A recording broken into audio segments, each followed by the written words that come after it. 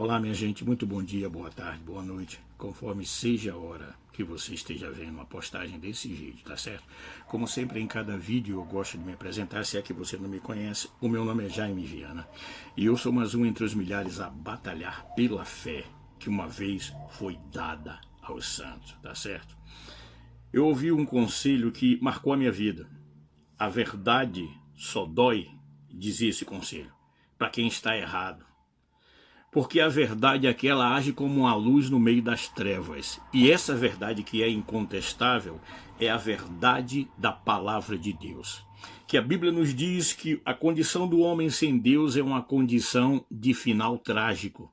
A Bíblia nos diz que a condição do homem sem Deus é ter o desprazer de passar a eternidade, ou seja, para todo sempre e eternamente longe do seu Salvador. Mas essa mesma Bíblia, ela também nos aponta para a solução, nos aponta para a luz do meio das trevas, nos aponta para a porta que foi aberta quando um dia Deus enviou o seu Filho a este mundo. E esse não é outro, esse não foi Pedro, não foi Paulo, não foi Maria, não foi José, não foi João, não foi igreja A, B ou C, ao qual Deus outorgou o poder de representá-lo aqui na terra. Mas foi o seu próprio Filho, o Senhor Jesus Cristo. E esse mesmo Jesus, no capítulo 16 do Evangelho de Mateus, ele diz, olha, sobre esta pedra edificareis a minha igreja, e as portas do inferno não prevalecerão contra ela. Aleluia. Aqui Deus, mais uma vez, se cumprindo no que está lá em Jeremias, capítulo 1, versículo 12, né? Que ele vela pela palavra dele para a cumprir.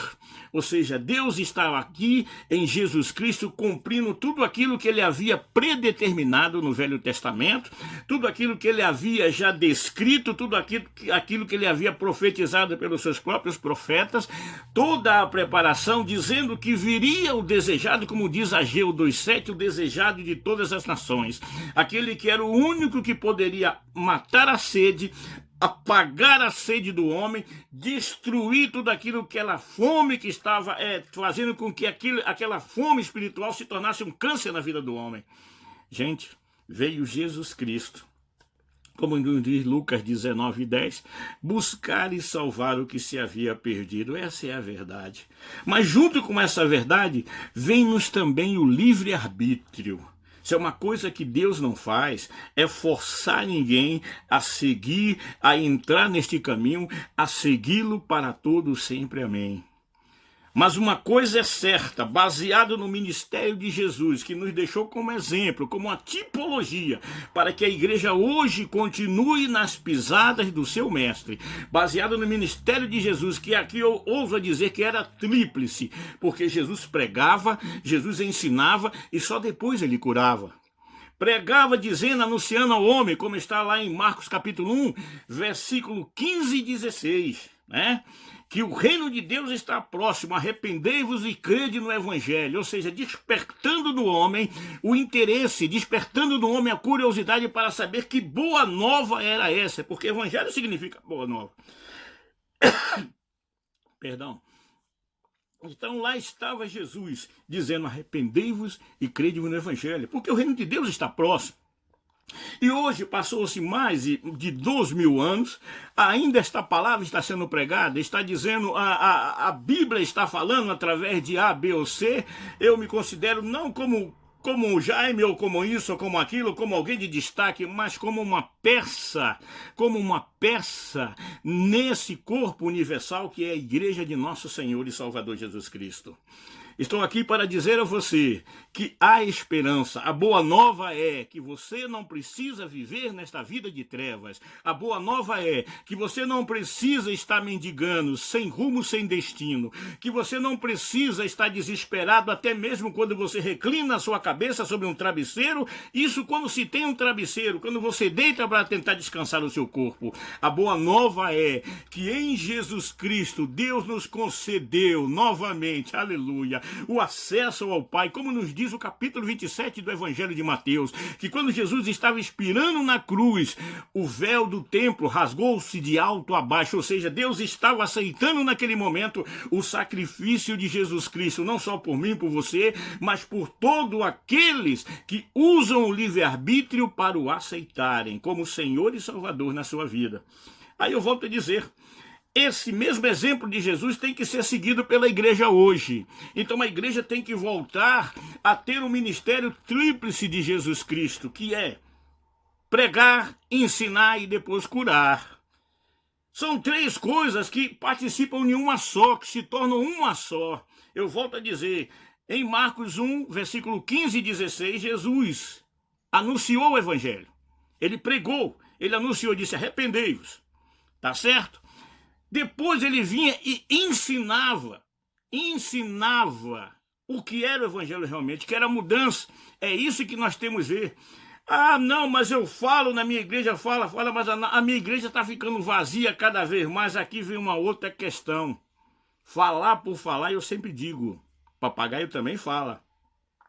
Mas diante de Deus, a maior fala que você tem que ter não é a fala da boca, mas é a fala do testemunho. Por isso que em Atos capítulo 1, versículo 8, Jesus diz, ó, e ser-me-eis minhas testemunhas. Como é que eu posso falar que Jesus muda se a minha vida continua toda errada? Como é que eu posso falar que Jesus é vida se a minha vida continua sendo uma vida de fracasso?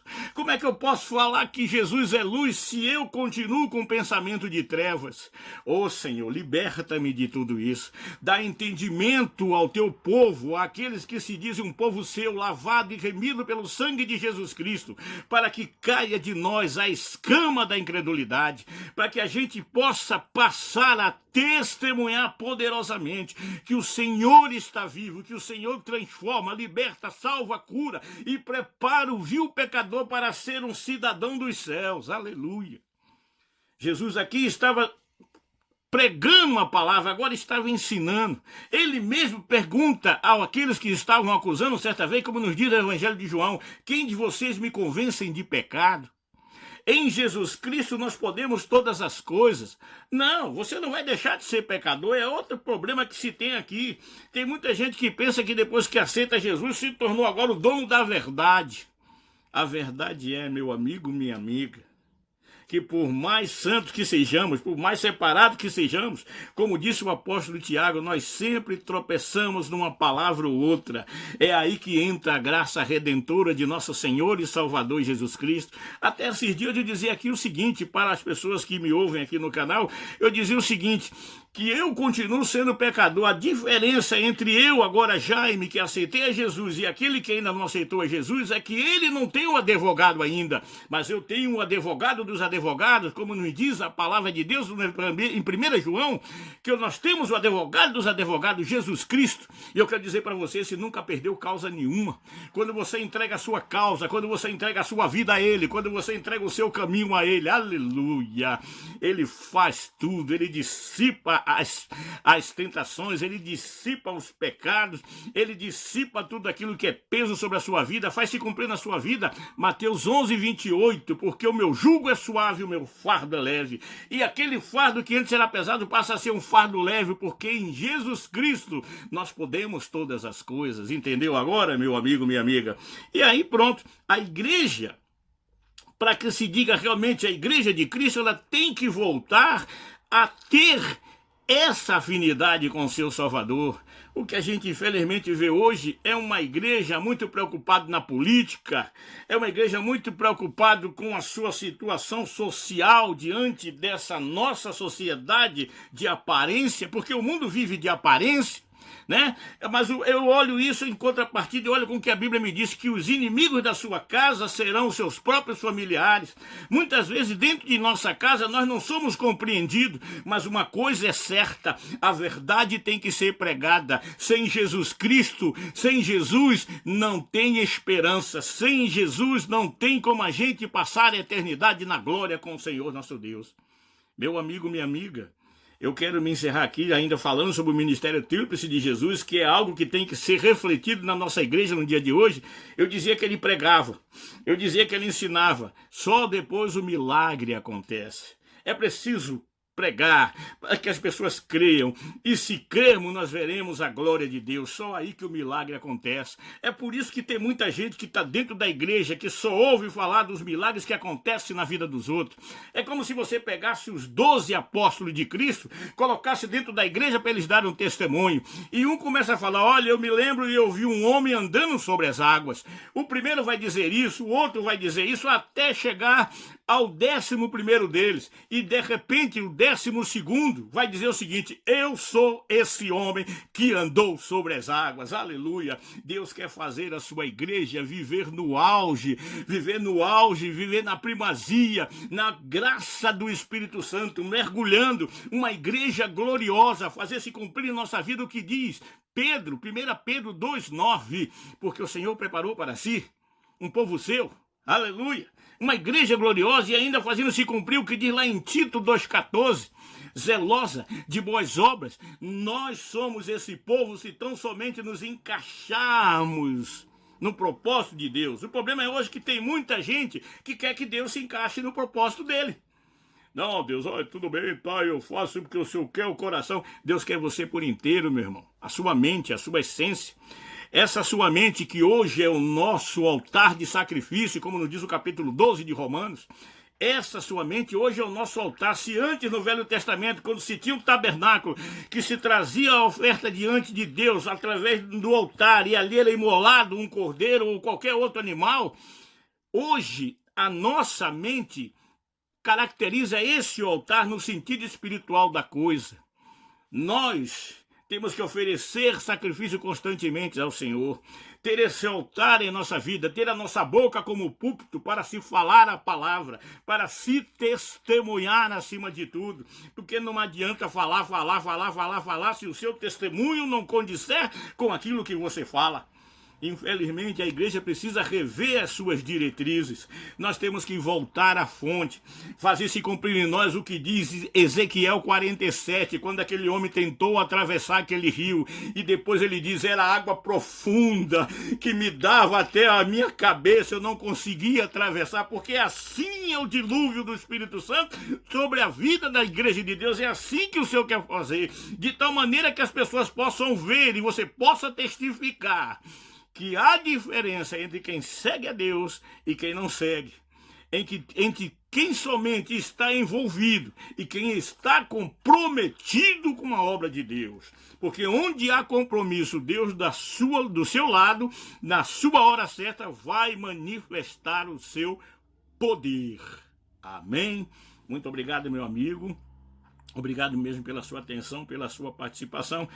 Eu peço desde já que, se possível, nos siga no Face, nos siga no YouTube, que você compartilhe esta mensagem. Compartilhe essa mensagem, que as pessoas possam entender que ainda hoje o Evangelho de Deus é poder que liberta todo aquele que nele crê. Mas além de libertar o homem do seu próprio eu, do seu próprio pecado, além de libertar, ele também dá condição ao homem de ir morar com ele na glória. Fica na paz, que o resto a gente corre atrás em nome de Jesus. Amém. Graças a Deus. Até a próxima. Amém, Jesus. Amém, Senhor.